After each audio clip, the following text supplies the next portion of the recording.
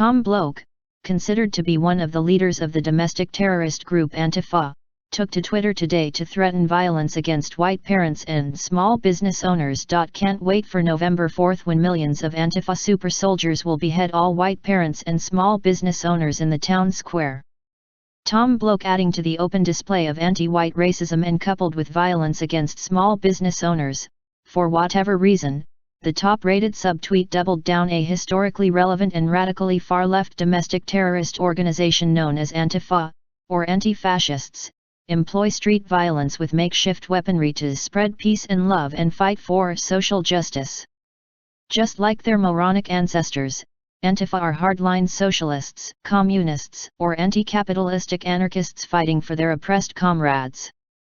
The Antifa movement evolved from college-level indoctrination and was then fueled by the mainstream media after they began labeling President Trump and his supporters as Nazis or fascists.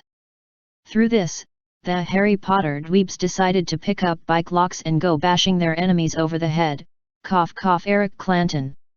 It is supreme immaturity that leads to one gallivanting around the streets under the collective title of Antifa. Despite Antifa's ultimately noble on-paper philosophies, most of the people that congregate as Antifa are LARPers, live-action role-play, attempting to find someone/thing to sexually interact with, and the problem with this is the fact that bravado, especially from some of their women, God help them, manifests in the form of physical violence as a way to show off.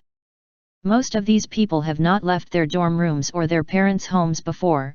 The shock of sunlight and the atmosphere messes with their minds. Primarily comprised of white, pale-skinned, stick-thin men, and obese pimple-ridden women, Antifa hide behind masks to both disguise their grotesque appearances and to feel united with the others in their group. Their primary interests revolve around devolving the state and working outside of the parameters of our democratic and capitalistic system.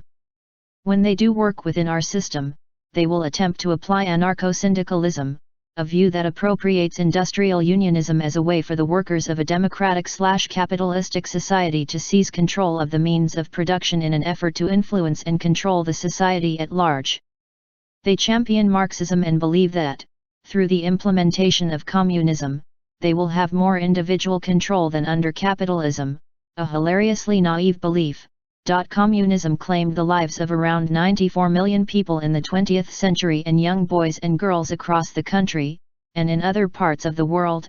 Of course, experiment with this drug and as the hyperbole will go, this drug is a killer like any other. From Twitter bios to Instagram posts, you can see the hammer and sickle next to the black flag emoji and a conveniently placed number BLM beside the two, and more often than not, it is some college-aged member of the bourgeoisie with a guilt complex and crippling daddy issues. It is all a game to them and a trend to follow, not unlike the champagne socialists before them.